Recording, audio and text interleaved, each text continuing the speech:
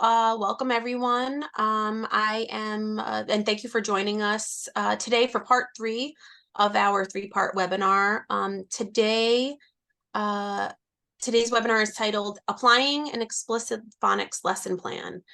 I'm Jocelyn Edwards from Norwood House Press, an imprint of Rosen Publishing Group, and I'll be your moderator today. But before we get started, let's just cover some quick housekeeping items. Everyone is on mute. But if you have any questions about what you see or hear, you can ask them at any time by using the Q&A window or the chat. And then if time allows at the end of the presentation, I'll read off any questions to Emily Nudds, our very talented presenter, and she'll answer them. If we run out of time and we can't answer your question, then we will get in touch with you and provide you with the answers. Now, without further ado, please welcome Emily Nudds. Hey, everybody. Welcome back to those of you who are joining us for the third time, or maybe the second time for a series. We're happy to have you back. And if you're joining us for the first time, welcome.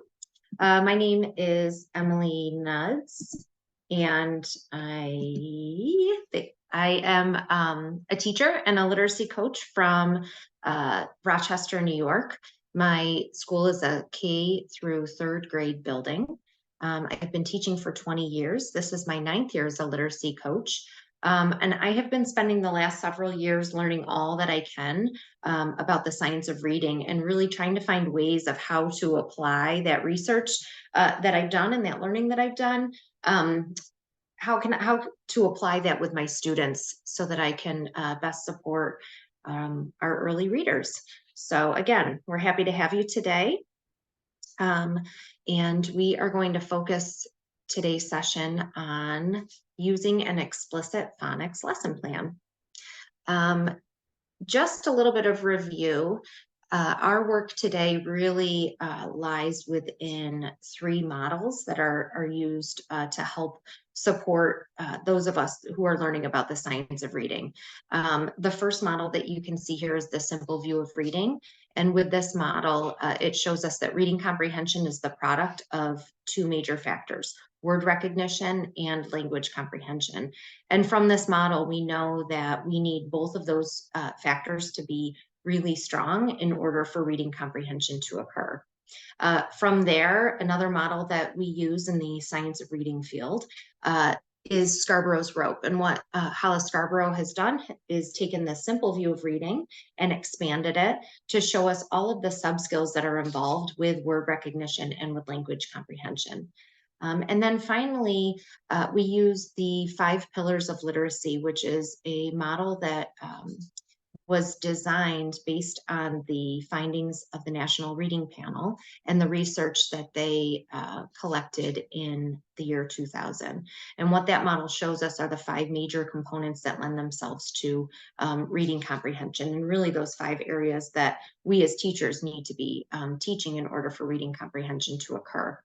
You'll see that word recognition is circled, as well as on the 5 pillars, phonemic awareness, phonics, and fluency. Those are the areas that we're going to focus on with our explicit phonics lesson plan today. So when you are teaching a phonics lesson and when you are designing a lesson plan, there are certain components of a structured lesson that you want to follow. So we're going to look at those right now. You want to make sure to follow a scope and sequence. So sometimes you will be working in a school where they have adopted a program that has a scope and sequence. Sometimes you may be working in a school where you do not have a program that's following a scope and sequence. It's really important that when you are teaching phonics to your readers that you are following a scope and sequence. Now, there is no one agreed upon scope and sequence for all phonics lessons. However, if they are aligned with the science of reading, they're very similar, and they really move from a more basic level to a more complex level. You also want to be sure that your lessons are multisensory. Using a multisensory approach not only helps to engage your readers in the lessons, but it also helps to develop the visual word form area as you're building the neural pathways within the brain using multiple modes. All of your lessons should include some sort of phonemic awareness warm-up. When we discuss phonemic awareness, that's the reader's ability to, or their awareness that words are made up of individual sounds. So it's really important to prime the reader's brain before they learn a lesson so that they're ready to identify the sounds in words, which as the lesson moves on, you will then layer in the letters that make those sounds within the words. You want to make sure that when you are teaching a new concept that you are using direct instruction. So it's really important that during these explicit lessons, although exploration is wonderful for kids at times, when we are teaching phonics, the new concept needs to be directly taught. So you're using very direct language, you're teaching the letters or patterns and the sounds that they make, and you're just being very direct with your students. You want to make sure that you are designing your instructions to allow for this gradual release of responsibility. In the teacher world, we call it the I do, we do, you do approach. So it's very important to start off by modeling how to apply the skills that you're teaching, followed by some shared time together where you as the teacher are leading the lesson, but also including the students in their with the practice piece. And then you need to allow them time to practice on their own with you right there to give them immediate corrective feedback. It's really important to have both decoding and encoding as part of your lesson. So a phonics lesson really needs to include both reading and spelling, and they should never be taught in the absence of the other, because we want to be building the connection between the phonological processor center area of the brain, as well as the orthographic processing area of the brain. And when those connections are built super strongly, that's when the letters and patterns and sounds are stored in the visual word form area that allows for automaticity. And in order for that to occur, you really have to be providing opportunities for both decoding and encoding in your lessons. It's really important to have that time for application in connected text. This is an area that I know in my past time as a teacher, I oftentimes would leave this out of a lesson and I would sort of teach phonics skills in isolation without allowing that the opportunity for students to apply in connected text. This piece is so important. You need to be providing your students with appropriate decodable text, engaging decodable text to allow them to apply those individual skills in connected text. And then, of course, you want to make sure that you're reviewing skills that have been previously taught. That's ongoing. So you're never going to move on to a new set of skills without reviewing what's already been taught. It's really important that your scope and sequence and that your lessons are cumulative, and that the decodable text that you're using also includes some of those skills that you've already taught as well. Here you can see an example of a scope and sequence. Again, I said before that there's no one agreed upon scope and sequence in the phonics world. However, it should progress from simple to complex. Most I would say all scopes and sequences are going to start with the introduction of consonants and short vowel sounds. That's where the reader begins for sure. And from there, they'll oftentimes move into consonant vowel consonant words, and then digraphs, blends, and so on. But you'll see there will be a little bit of variety in those middle stages. However, all sequences really should go from simple to complex. So what we're going to do now is we're going to walk through a lesson plan introducing the digraph CH. And this lesson plan actually was designed for a decodable text from the series that we created through Norwood House Press called the Decodables. And each of the decodable texts within that series has an accompanying lesson plan with the text. And so we're going to walk through a sample lesson plan today to point out the different components of it so that you can get some ideas to use with your students. So like we said earlier, you want to make sure that you're starting your lesson with a phonemic awareness warm-up. The whole purpose of that is really to prime the brain in order to read print. We want the brain ready with the awareness of the sounds within words so that we can then layer in the text. Some of the activities that you might include during your phonemic awareness warm-up would be identifying the initial, final, or medial sounds within words. You might be teaching students to blend, segment, or eventually manipulate individual sounds within words.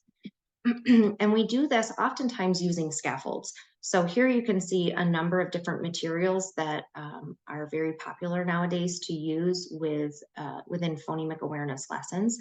Phonemic awareness really can be done without any kind of material because it truly is just an auditory and oral activity. However, it's somewhat abstract for a lot of our early readers. And so in order to make it more visible for students, we can provide them with scaffolds. So you can see here, we've got felt, we've got these bingo chips in the middle there with some magnetic zappers. Those tools are absolutely adored by students. You'll see a video in just a moment of my daughter actually using one for an activity. Puffballs are great to use as a manipulative for phonemic awareness. These poppers have been so popular the last couple of years. You can use those to help students identify beginning, middle, and ending sounds. Really, any manipulative that you can find is just great. Oftentimes, I will, if I'm going to be working with a student on phonemic awareness, I'll turn to my office mate, who is our math coach, and I'll ask her to snag some of her Unifix cubes or some of her discs from behind her desk. Really, any math tool would be fabulous for phonemic awareness as well. So here you're going to see a video where I'm working on onset rhyme. And you'll notice that the scaffold that I'm using, it's really just colored cardstock. But what I want to point out is that the shape of the initial sound is more narrow than the shape of the rhyme. And that's really just to cue in students to give them a visual that we're focusing on that smaller sound at the beginning of the word rather than the rhyme, the rest of the word. Say chip, chip, change ch to sh. Ship. Good. Say ship, ship, change it to ah. Shop. Say shop, shop, change sh to ch, shop. So you can see there that we're working on a manipulation activity using onset and rhyme, changing both the onset and the rhyme. And really what I wanted you to see is just that visual piece of the larger part of the rhyme using a larger piece of paper, and then that smaller part of the onset using a smaller piece of paper. The colors, when you're using colors with phonemic awareness, specific colors don't really matter, but oftentimes we will change the color of the material that we're using just to represent that there is a change in sound happening. Here you're going to see the same kind of activity, but we are working at the phoneme level. So rather than onset rhyme, now we're working at that individual phoneme level. These are actually magnetic discs for 10 frames. So if, again, for math, if you use 10 frames up on your board, and then you have the individual discs to represent the numbers within the 10 frames, these are great for that. But I wanted you to see the difference in the colors of our individual phonemes here. Check, check, change to sh, check, say sh, check, change it to ah, sha, say sha, sha, change sh to cha. So you can see that each of those discs is a different color, and changing the color represents a change in the sound. But for example, a blue disc is not always going to represent the sh sound. I just want you to see the change in color represents a change in sound. And then finally, here are those Unifix cubes that I was telling you about. I'm telling you, make really good friends with your math teaching buddies.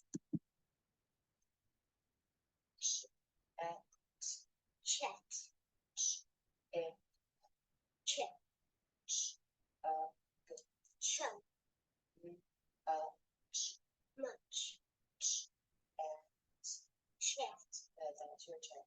Say my word, Chad. Chad. Chill. say chill. Chill.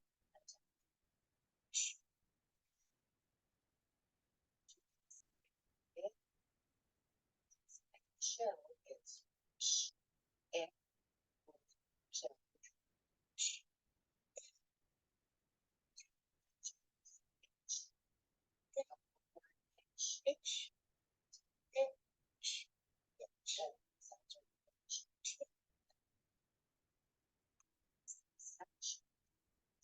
Over such. Now say the whole word. Chin. Chin.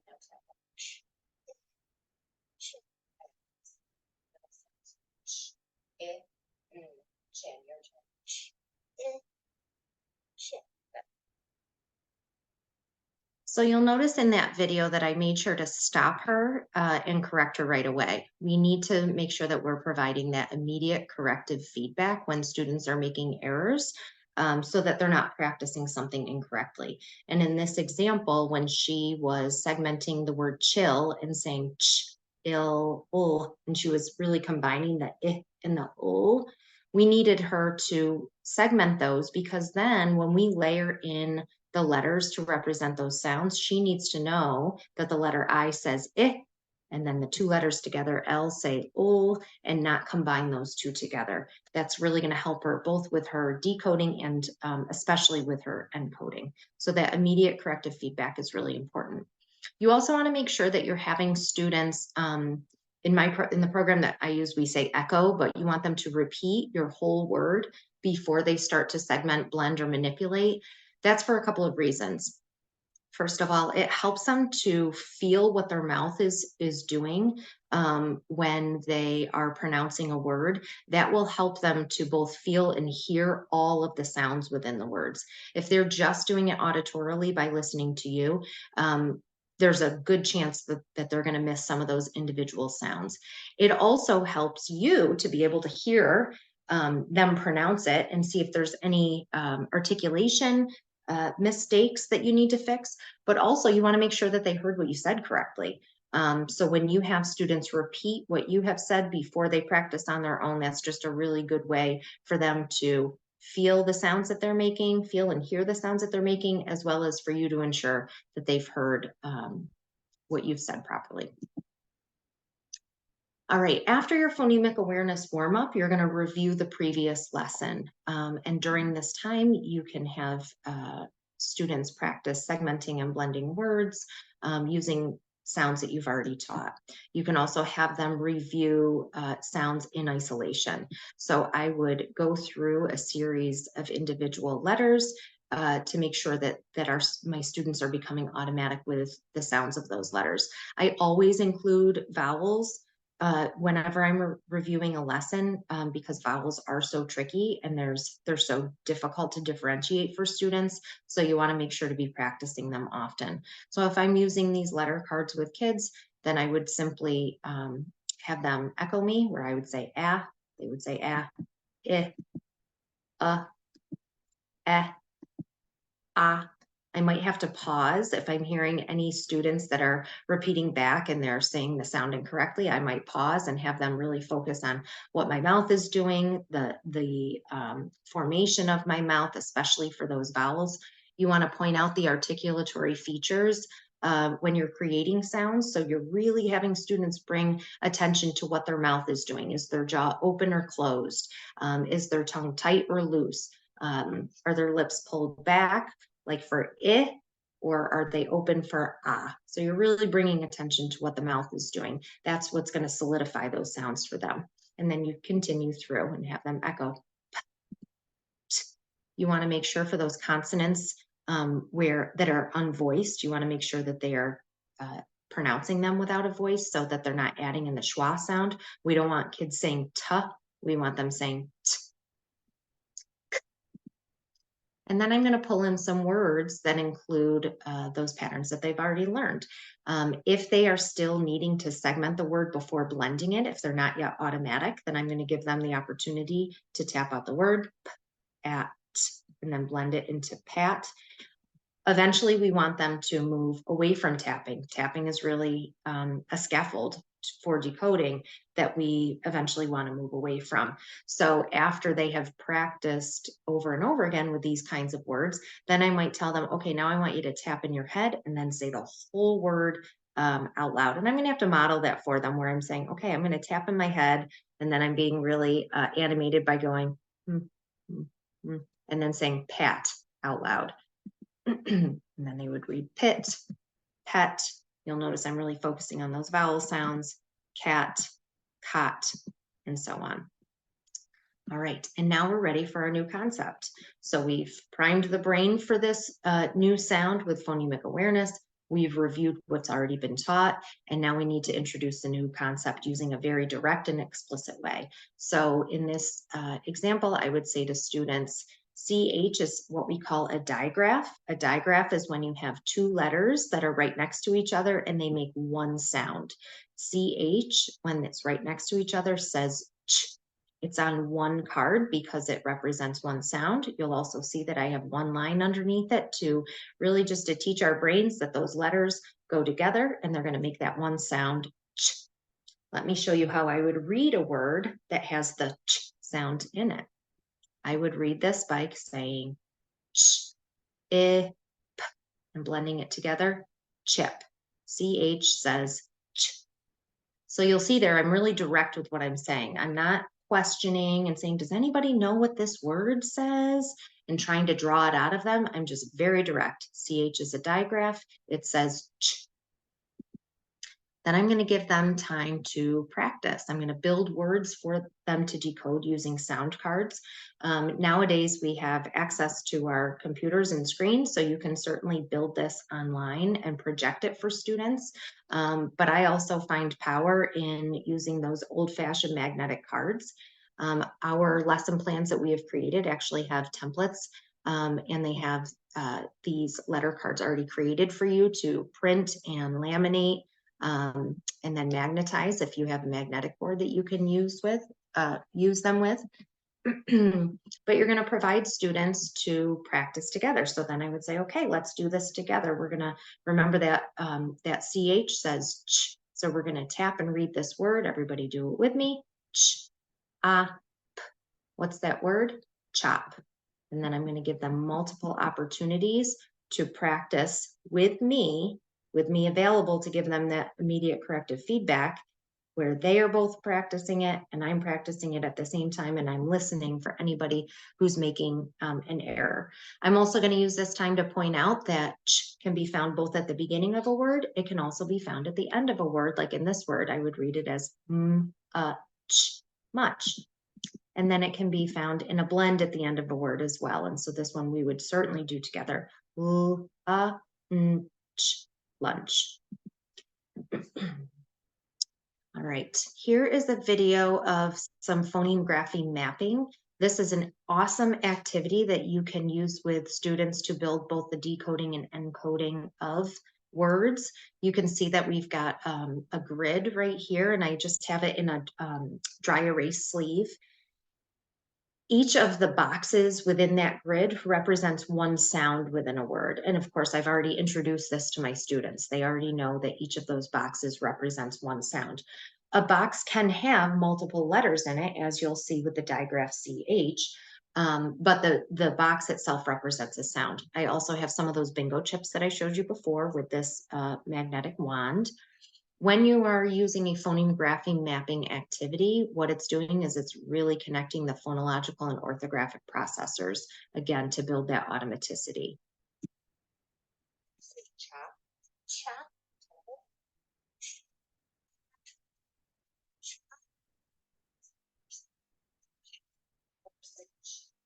CH.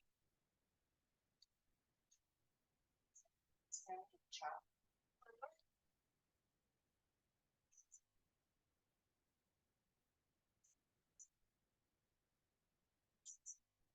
P. Chop.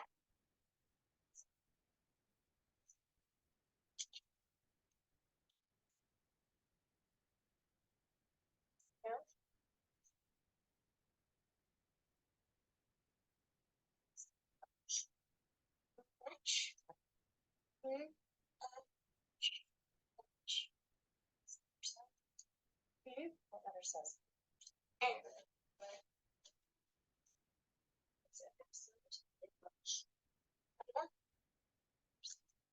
CH?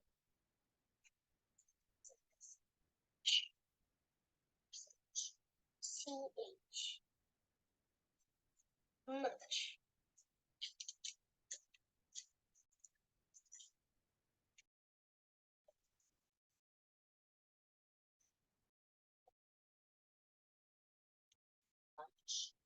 Lunch.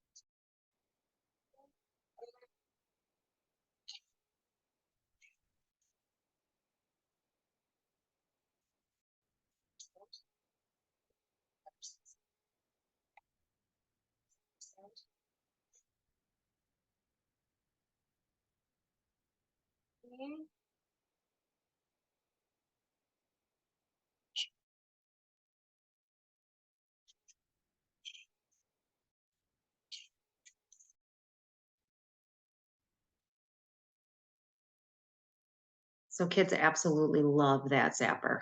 That will hook them right in. Again, I mean, the zapping itself is not important, but it's just something to engage them. Something that I probably would have done differently is after she tapped those individual sounds, I would have had her remove that fourth disc for chop and much before zapping so that it doesn't look like she's zapping all four sounds for those words since it's only three sounds. The other thing too is that this is very guided practice. So I'm asking her, what's that first sound? What are the letters that make that sound? What's that middle sound? What are the letters that make that sound? And so on.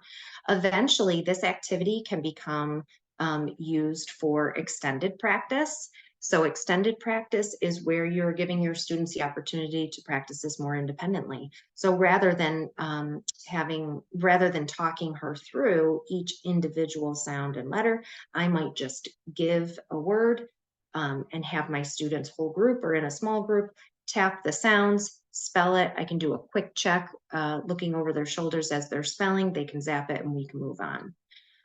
Extended practice is an opportunity for you to allow students to practice independently. Some students are going to need lots of extended practice. Some kids are not going to need it as much. If you have students who can, who you feel are already solid with their letters and their sounds and they can blend them, then by all means, give them a word list like you see right here and have them practice reading it independently or with a buddy. You may, though, need to bring some of those students who are struggling to your table and work with them more in a small group. This would also be a time when you can provide them with some word cards to practice. Again, it's just this extended time for students to apply the skills that you have taught them. And you can see here, we would just flip through some cards to have them practice those skills, reading words.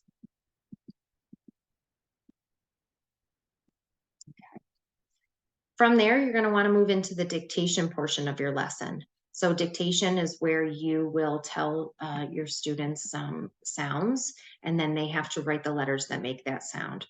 From there, you would move into words, and they have to segment and write the individual words, and then finally you move into the sentence level. It's really important to move from sounds to words to phrases or sentences so that students can work in isolation and then move more towards that connected text. Oftentimes what you'll find is that students can be really solid with their sounds in isolation. They can even be really solid with their spelling of sounds within individual words. And then as soon as you get to that sentence level, it all falls apart. That usually has to do with students' phonological working memory. It's really difficult for kids to remember entire sentences and then also think about each individual word and think about the sounds to use to spell those words, and then think about how to form the letters that make the sounds that spell the words. There's so much that goes into spelling that a lot of times kids are able to do it in isolation, but then when it comes to the sentence level, it falls apart.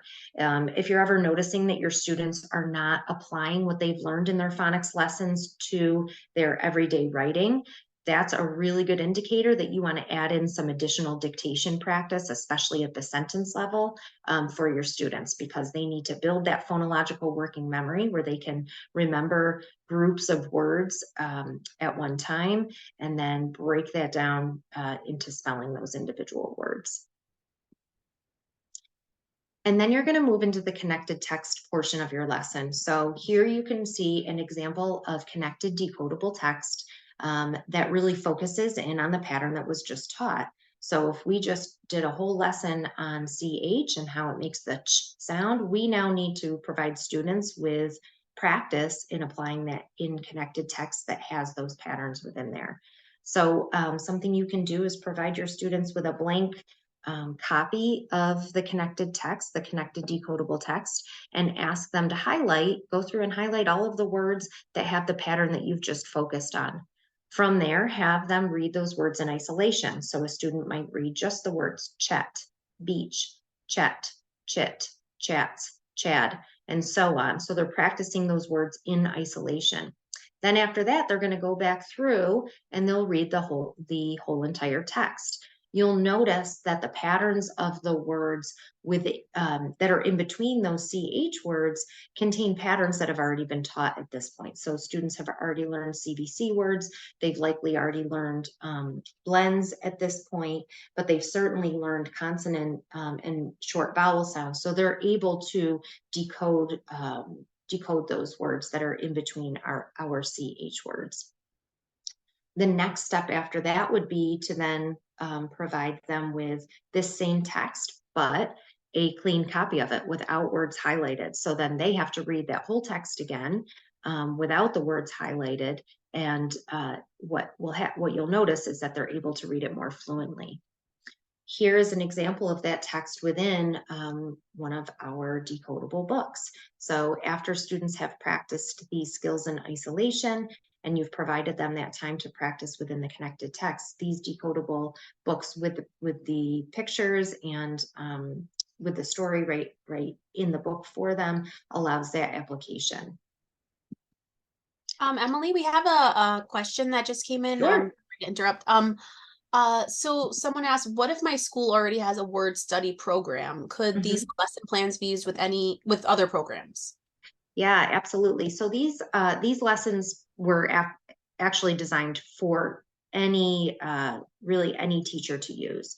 So if you already have a phonics program that your school has adopted, these lessons that we've designed are actually great to use as sort of follow-up lessons or review lessons for those students that need a little bit of additional practice. So if you're finding that you've already taught CH within your tier 1 instruction, but you have students who are struggling a bit, you would be able to use this our CH lesson plan along with our connected text within the decodables to help build those skills with those students. The scope and sequence that we follow, again, is very similar to many scopes and sequences that are used by purchased programs. So within an explicit phonics lesson plan, you want to also be teaching these irregularly spelled high frequency words. We used to refer to them as sight words, but now we know that really any word can be a sight word once it's stored in the visual word form area. So when you are teaching high frequency words, there are a couple of things that you want to keep in mind. You want to make sure that you're only really teaching 2 or 3 at a time because they do contain those irregular parts. So we're not teaching students to memorize the entire word. We're really helping them talk through the word and learn the different parts of the word. And in order to do that successfully, we need to really only be focusing on 2 or 3 at a time. You want to make sure to be using phoneme grapheme mapping to bring the attention to the sounds. So the phoneme grapheme mapping lesson that you saw, that video with the grid, those grids are really great when you're teaching high frequency words, or you can just draw individual lines on a whiteboard when you're teaching a word. So if I were teaching the word they, for example, I'm going to want to bring attention to the sounds that are in the word first, and I'll ask my students what sounds are in the word they, and they're going to segment that into th, A, and then I can draw 2 lines on my dry erase board. And then we're going to talk through the parts of the word that are making whose letters are making the expected sound, and the part of the word where the letters are making the unexpected sound. So I would say to them, okay, in the word they, you told me my first sound is V, and that is spelled with TH, which is expected. We know that TH can say V, so it's spelled TH, and I'd go ahead and write TH on the board underneath that first line. I'm sorry, above that first line. And then I would bring attention to the A. Okay, now what sound do we normally, or what letter do we normally expect to make the A sound? And they are going to say, likely the letter A. And I'm going to say, well, in this word, in the word they, that sound A is spelled by the letters EY. And then I write that on the line so that they can see it. You'll see that there's a heart above the EY. We talk about how that's the only part that they really need to memorize by heart, because the first part of the word, the is being spelled by TH, which is expected. The whole idea behind teaching high frequency words in this way is that we're not trying to teach kids to memorize it as a picture, because the brain research that we know tells us that we really do read and perceive every single letter in a word. And so in order to work with the brain when we're teaching to read, we want students to really be attending to the letters, not just the look of the word, but those individual letters. And they need to learn that they really can rely on those letters. And for the most part, they're going to make expected sounds. There are only some times that letters are making unexpected sounds. You'll also find with teaching high frequency words that there are times that the sounds are spelled in a not yet decodable way for students, but once they learn more and more letter patterns and graphemes, then a lot of even high frequency words do become more decodable. And again, you really only want them memorizing that unexpected part, because we're really working towards building automaticity. And the way that we build automaticity is really by connecting the sounds in words to their patterns. And when we're building those, when we're connecting the sounds and the patterns over and over again and building that bridge, we're building that sound symbol association, where students are able to store that information in the visual word form area so that language comprehension can occur. We want students to be able to access that language comprehension part of their brain and really make meaning from their reading, but that's only going to happen when that bridge between phonology and orthography is so strong that they are able to automatically get words off the page. So in summary, when you are implementing a phonics lesson plan, or when you're creating a phonics lesson plan on your own, you want to make sure to be following a scope and sequence. You're not just going to pick up any old random book and select a phonics pattern from that book to teach. You want to make sure that you're moving in a very systematic and cumulative way so that students are building on the skills that they have learned. You want to make sure to be very direct and explicit. Just come right out and tell them, CH is a digraph. It makes one sound. The sound is ch. It can be found at the beginning of a word. It can be found at the end of a word. You need to be very direct with your instruction when it comes to phonics. You always want to include a phonemic awareness warm-up so that you're priming the brain for those sounds that they are then going to lay the graphemes onto.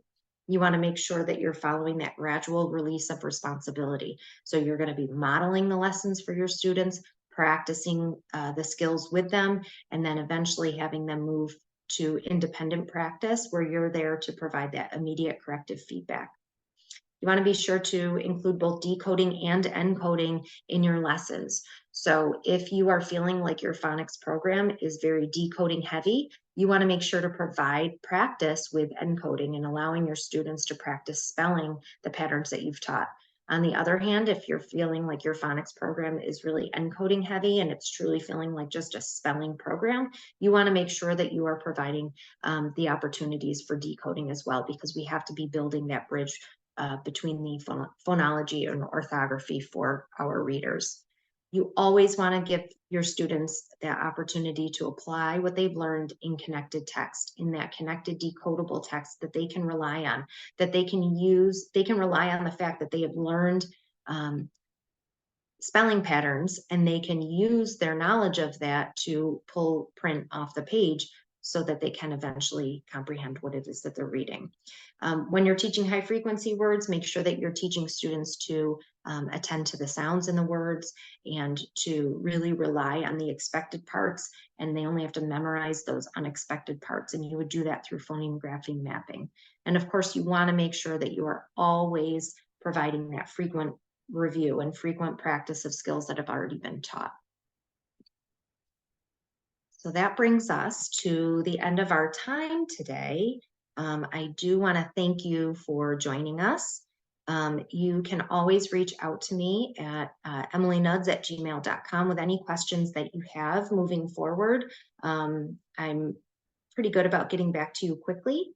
Also, if you want to check out some more of the lesson plans that we have created to accompany our series, which is called the Decodables, you can go to www.norwoodhousepress.com/decodables, and you'll find some downloadable lesson plans right there.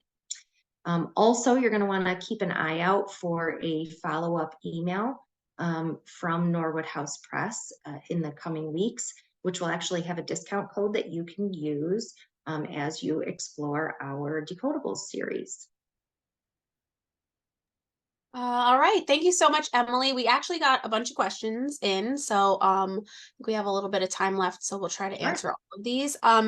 So one of the questions was, this one came in early. Are the words you select to work on during the the awareness activities phonetic words from the decodable text? Yeah, a lot of times I'll do that. Not always. You don't have to always choose words that are going to be in the text that students are reading later on. However, I will tell you, it makes it much easier for them to apply what they've learned in that into that connected text. Research shows us that students are much more able to decode words that they've already heard before. So again, because that phonemic awareness is to prime the brain for those sounds, a lot of times I'll choose words right from the decodable text. It's also a lot easier for planning. If you've got that text right there, just snag the words that are already there, and you don't have to think of some on your own. Okay. Another question. When doing phoneme grapheme mapping, did you intentionally select 4 chips so students would have to understand that a digraph is 2 letters, 1 sound, rather than only providing 3 chips? Yeah, I did. So I intentionally put 4 chips there for a couple of reasons, because that would allow me to see whether my students, like you had said, are recognizing that CH is 1 sound instead of thinking that 1 chip is for C, another chip is for H. It's really to solidify that idea that it's a single sound. But also because I really want my kids to be thinking about what they're doing without using those visual cues to give away an answer, let's say. So like if I only had 3 chips there for chop, then they would automatically know that there are 3 sounds there, and then they're going to be, it just kind of makes it easier for them. Whereas if there are 4 chips there, then they really have to be thinking about how they're breaking apart that word a little bit more. So I don't always give them more chips than they need, but a lot of times I do, and then because I want them to really be thinking through. Okay. This question came in between slides 18 and 19, talking about the connected text. When you provide the students with a new copy of the connected text that does not have highlighted words, do you mean that you're presenting them with the actual book at that time? Yeah, you can do that for sure. Yep, absolutely. Certainly not all decodables are in a book. So if you do just have a decodable passage, then you could just give them a blank copy of that. However, if I am using a decodable text and I have created a blank copy that they can highlight from, then after that, I would shift them into the decodable book. Another thing that you can look for to purchase, especially during like Amazon Prime days, would be highlighting tape. So they do create highlighting tape that you would be able to use right in a decodable book, so that you don't have to like retype up the words and have students use an actual highlighter, but they can use the highlighting tape. And then when you're ready to provide them with a blank copy, you just take that tape off. Okay. And then one last question. Could you show how you introduce consonants? Many of my students starting grade 2 did not yet have those skills. Did they did not know their consonants, much less their vowels. Yeah, so when you are introducing consonants to any early reader, whether it's the first time that they're being introduced to it, or whether you've got now a struggling second grader that you're working on consonants with, you want to make sure that you are definitely using that multisensory approach. So they should be seeing the letter, naming the letter. You're giving them the sound of the letter. They're echoing the sound over and over and over again. You can create a tactile board where they are drawing the letter, or if you put a piece of sandpaper in a clear, like one of those, why am I blanking on the name? Like a clear folder, clear sleeve. There we go. A clear sleeve. You can put a piece of sandpaper in there and then write the letter, and then they can feel the letter as they're forming it. But you're always wanting to say the name of the letter and the sound of the letter, and having them practice over and over and over again. Just like we said with high frequency words, if your students are struggling with consonants, you want to just be working on 2 or 3 at a time. I would recommend probably choosing some consonants and maybe 1 vowel to work on at a time, so that you can get to building words, so that they start to see that the whole purpose behind learning these consonants and this single vowel is to build words from. Giving them a purpose for their learning is really important. You also there are lots of different ways to determine which letters you're going to teach first. Some programs will teach letters based on how they're formed, but there's a lot of research out there that shows that if you're teaching letters that start with, whose letter name starts with the sound that you're teaching, those oftentimes will stick with students a little bit better. So let me give you an example. The letter T makes the T sound at the beginning of the letter name. So in the name T, it says T in that initial position. That's going to be a lot easier than learning the letter F, which makes the F sound in the final position. And it's certainly going to be a lot easier than the letter W, which doesn't make the W sound at all in the name of it. So if you organize the letters that you're teaching by where the sound is found in the name, if it is found in the name, then that can be helpful for your students as well. Okay. Thank you so much. That's all the questions that we had. Thank you to everybody for joining us today, and for all the other webinars we did. This was the last part in our 3-part webinar series. Very special thank you so much to Emily Nudds for giving us all of this information. It was incredible. And please be on the lookout for a follow-up email from us with information about this webinar, and where you can watch this again if you want to. The other 2 parts are up on Norwood House Press's YouTube channel now, so you can go back and watch those if you missed those.